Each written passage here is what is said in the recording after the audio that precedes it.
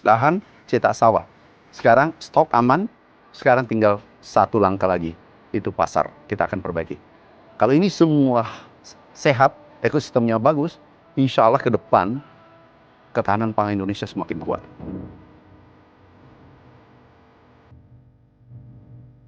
Petani milenial ini akan dilengkapi dengan peralatan-peralatan teknologi. Nah, di sini saya tertarik nih. Wah, saya ini kan lulusan teknik informatika ini. Wah, berarti ini saya bisa tersalur di sini. Nah, kalau dulu pada saat 2022-23 itu 3.700 per kintal. Itunya berarti sekarang 6.500. Ini sangat luar biasa.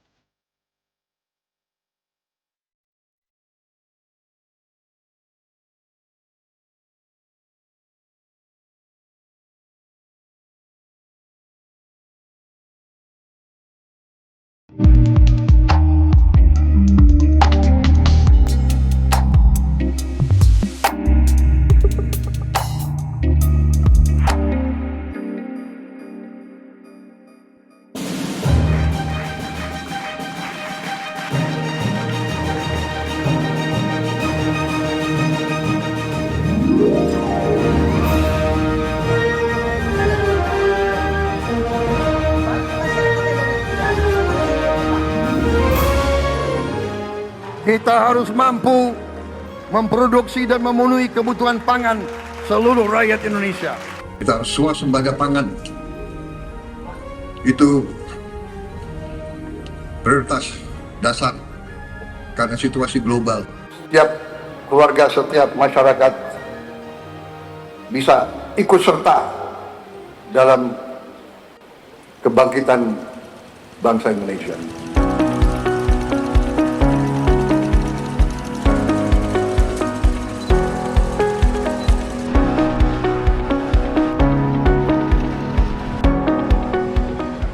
Pangan ini menjadi prioritas Bapak Presiden, gagasan besar Bapak Presiden Republik Indonesia.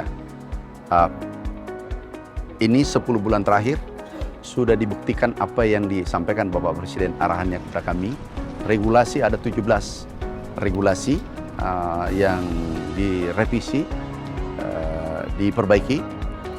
Kemudian sarana produksi diperbaiki, semua diperbaiki, pengadaan diperbaiki. Kita menjaga kesejahteraan petani. Alhamdulillah sudah baik. Dulu harga pupuk ini sudah selesai. Kan HPP dulu gabah yang dikeluhkan, pupuk dikeluhkan selesai. Irigasi ini sudah berproses. Insya Allah selesai dalam mungkin tahun depan rampung. Kemudian alat mesin pertanian tepat sasaran. Kalau ada macam-macam ditindak tegas.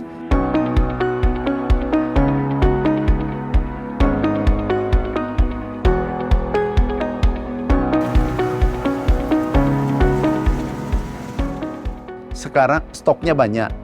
Terakhir ini, tinggal terakhir satu langkah di pasar. Pasar kita intervensi. Operasi pasar ini terbesar mungkin sepanjang sejarah, 1,3 juta ton. Ini besar banget. Ini tinggal 4 bulan. Kalau 1, itu harusnya 300.000 keluar per bulan. Ini baru 50.000 sudah harga turun. Berarti stok di lapangan banyak. Sampai bulan ini tidak diimpor. Benar nggak? Tahun lalu impor 4 juta ton. 2 tahun lalu impor. Ya kan? 2 tahun kurang lebih 7 juta ton. 80 triliun, 80 triliun lah impor kita. Sekarang tidak ada. 2 tahun berturut tidak ada. Kita harus bangga. 2, stok dulu 1 juta. Dan itu impor, 1 juta lebih impor pula. Sekarang stok kita 4 juta ton.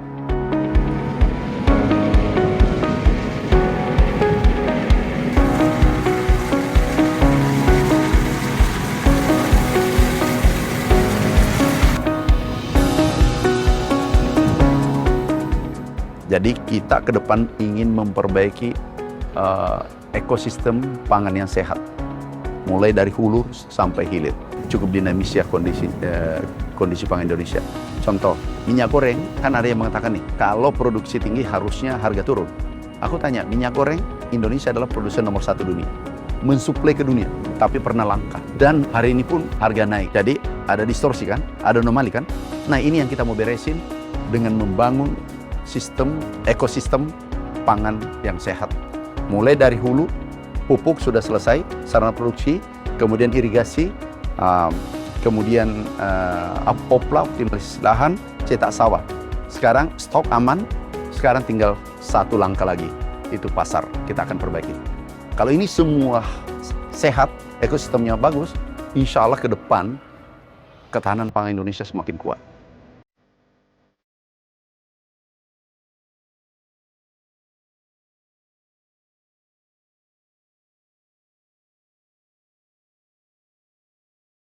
Yang pertama adalah swasembada. Alhamdulillah, insya Allah mudah-mudahan tidak ada gangguan 4 bulan ke depan tercapai. Dari target 4 tahun, 1 tahun. Yang kedua adalah NTP kesejahteraan petani naik. Itu kata BPS 122. Target Menteri Keuangan pemerintah ke saya itu 110. Tapi kita capai 122%.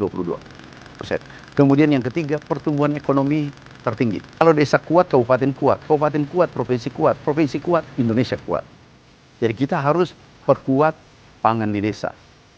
Kalau desanya selesai, seluruh desa selesai, berarti kecamatan selesai kan? Kalau kecamatan selesai, kabupaten Indonesia. Provinsi Indonesia. Jadi kita mulai dari sana.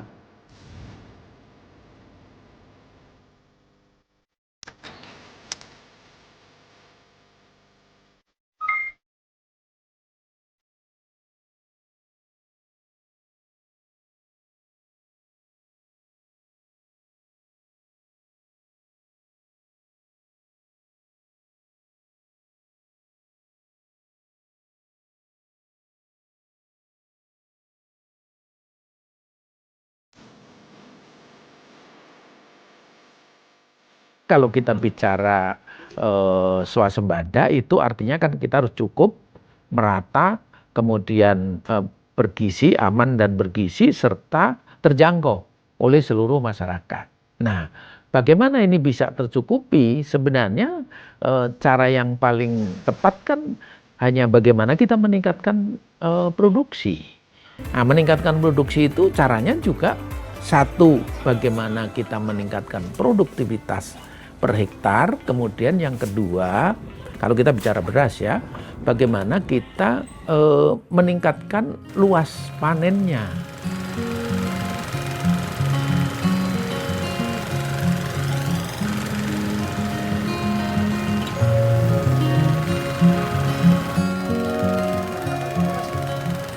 Satu lagi meningkatkan luas panen yaitu meningkatkan indeks pertanaman.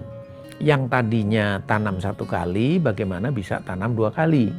Yang 2 kali mungkin bisa menjadi 3 kali untuk daerah-daerah tertentu. Tentunya ini diperlukan infrastruktur, yaitu bendungan, kemudian embung, pompanisasi dan sebagainya. Ini sebenarnya sudah on track.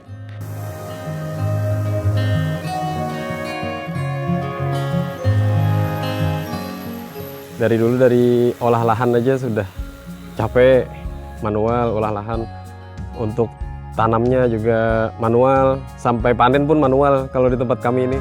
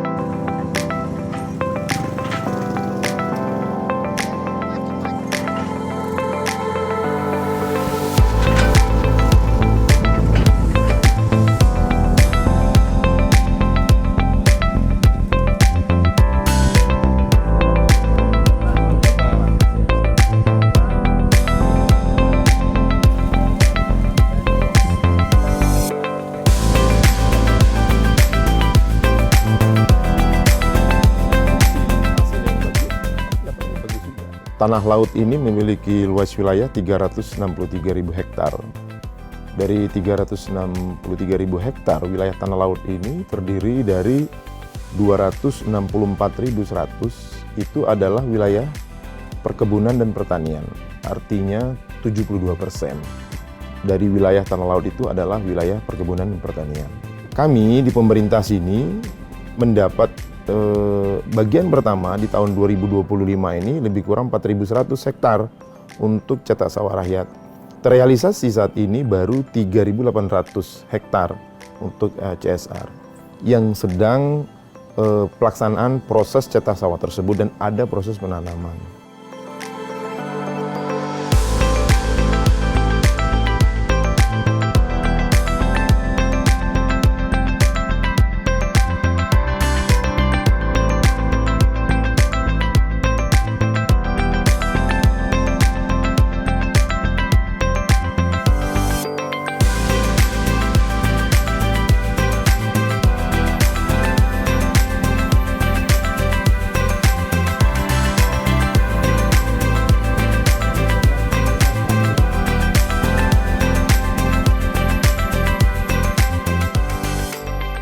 Nah, tiap-tiap brigade pangan ini terdiri beberapa orang, ada yang 15, 20, bahkan 25.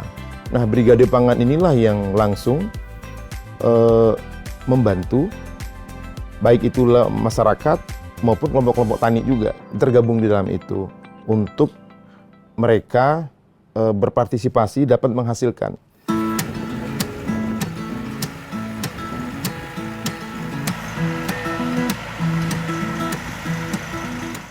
Perkenalkan, nama saya Husni Mubarak, biasa dipanggil kawan-kawan Barak. Saya anggota Brigade Pangan Desa Ujung. Ya, kalau di tanah laut ini mungkin lebih luas ya, cuma saya spesifik lebih kecil di desa ya, Desa Ujung, desa tempat saya. Itu banyak lahan yang belum diolah atau lahan tidur istilahnya. Terus saya bertanya sama orang-orang tua, "Pak, lahannya kenapa nggak dipakai?" Katanya di situ sering banjir, terus airnya asam gitu.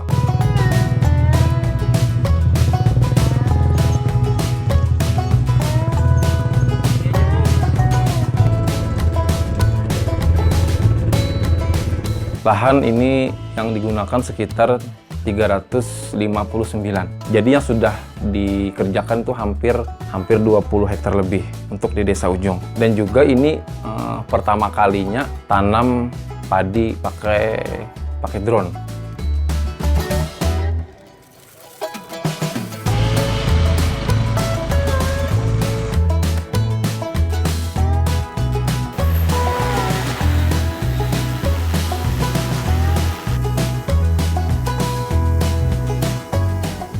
Dari dulu dari olah lahan aja sudah capek, manual olah lahan.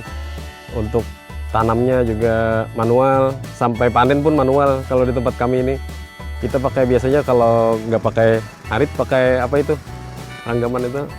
Kalau sekarang udah ada combine, udah tanamnya udah ada transplanter, untuk olah lahannya sudah ada rotavator, udah ada traktor. Sangat terbantu sekarang.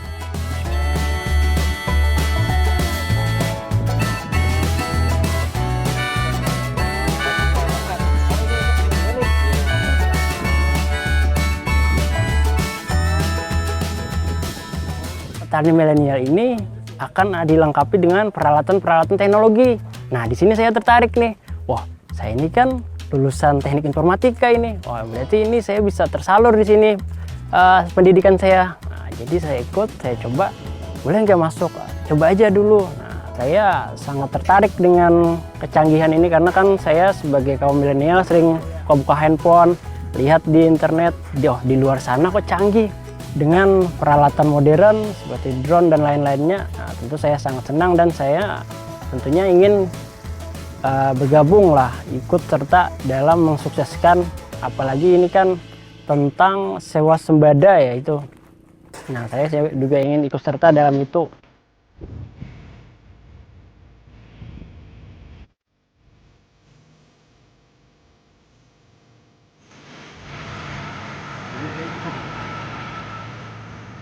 Brigade Pangan khususnya kita motivasi para milenial ini bahwa pertanian saat ini bukan pekerjaan yang dianggap apa ya kurang inilah Karena saat ini dengan teknologi, baik itu mesin untuk pengolahan tanah, kemudian mesin panen, kemudian juga nanti kalau tanam, kita bisa menggunakan drone seperti kita lakukan di Desa Ujung kemarin.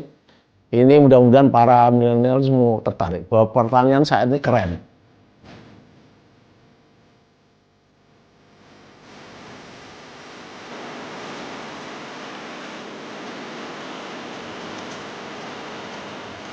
Kalau manfaat buat diri sendiri tentunya ilmu saya bertambah, yang mana saya dulu nggak tahu soal drone, sekarang saya tahu soal drone. Yang mana dulunya saya tahunya menanam benih manual gitu kan, dilempar-lempar. Sekarang nggak perlu jalan-jalan lagi, tinggal duduk manis saja. Nah ini mungkin adalah kemajuan teknologi yang luar biasa yang masuk ke desa kami. Ini CSR harus sukses.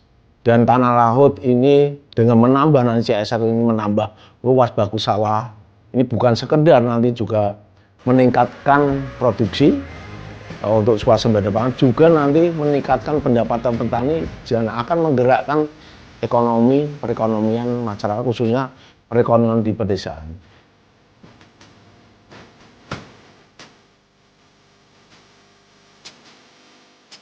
Sebelum adanya regulasi yang baru tentang pertanian, kami sebagai petani hampir putus asa.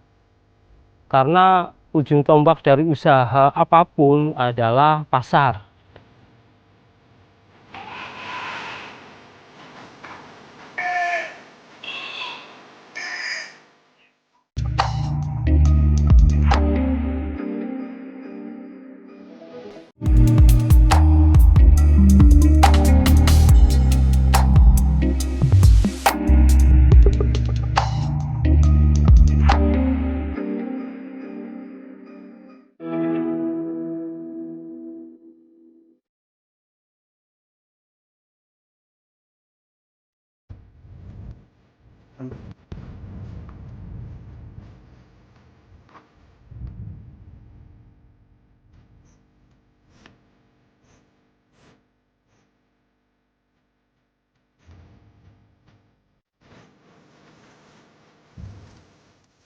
Nama saya Rojai dari Desa Tegal Karang, Kecamatan Palimanan, Kabupaten Cirebon, Jawa Barat. 80% dari Desa Tegal Karang berprofesi sebagai petani, khususnya petani padi. Sebelum adanya regulasi yang baru tentang pertanian, kami sebagai petani hampir putus asa. Karena ujung tombak dari usaha apapun adalah pasar. Sedangkan yang kita rasakan di lapangan, biaya produksi tetap, tetapi harga pasar yang tidak menentu, bahkan di bawah standar HPP, harga pokok produksi.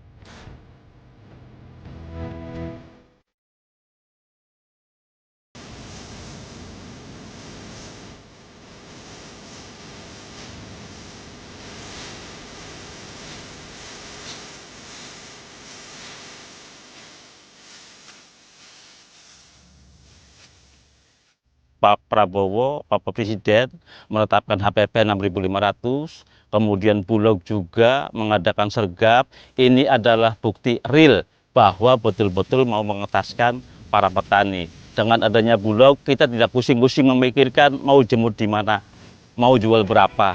Nah, dengan adanya Bulog, kemudian langsung turun ke lapangan, alhamdulillah petani merasa terbantu.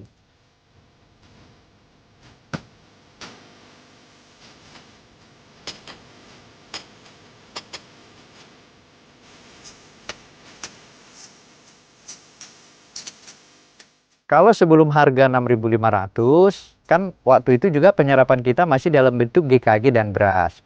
Artinya yang berinteraksi dengan si petani adalah mitra kita, bukan kita langsung. Tahun ini kan baru, tahun ini kita langsung membeli gabah panen petani. Jadi apapun adanya kita bisa beli.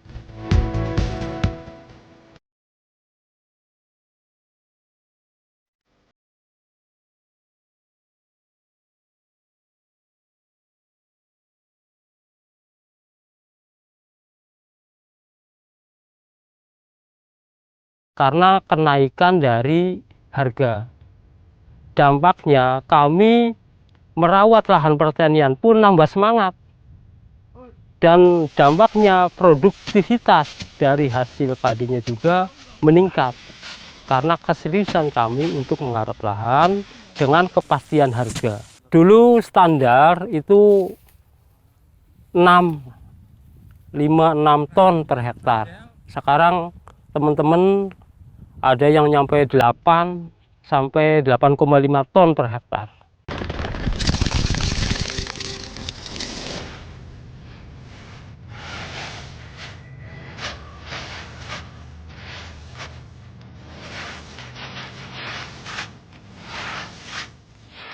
Nah, kalau dulu pada saat 2022-23 itu 3.700 per pintal. Itunya berarti sekarang 6.500. Ini sangat luar biasa. Sehingga apa? Sehingga kenaikan tersebut bisa mampu mendongkrak ekonomi kami. Nah, kami juga tidak pusing menjualnya kemana. Kadang-kadang mencari tengkulaknya pada jaim-jaim tuh. Masalahnya masalah harga, tetapi kalau Bulog sudah 65 datang langsung angkut.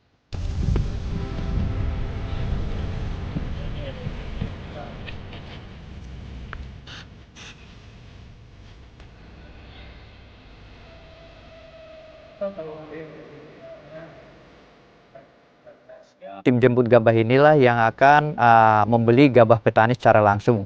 Tentunya setelah mendapat informasi dari Babinsa dan penyuluh. Baru kemudian selanjutnya turun tim jemput gabah kita untuk membeli gabah petani.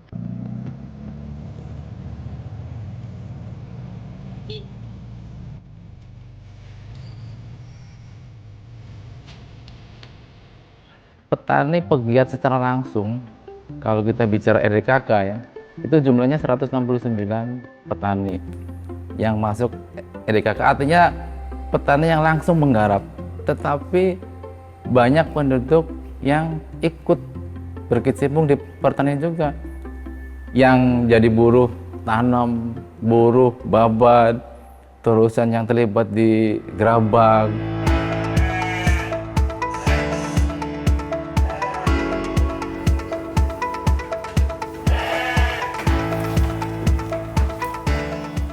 Jadi pendapatan saya dulu yang 1 hektar itu standarnya 6 ton. Nah sekarang alhamdulillah taruhlah misalnya dapatnya masih 6 ton kali 6.500 menjadi 39 juta. Artinya naik 100%. Dari hasil penjualan padi saya beli ternak, sapi dan domba, dan harapannya dan sudah saya laksanakan mengolah limbah ternaknya untuk mensubsidi atau untuk menambahkan pupuk ke lahan pertanian garapan saya.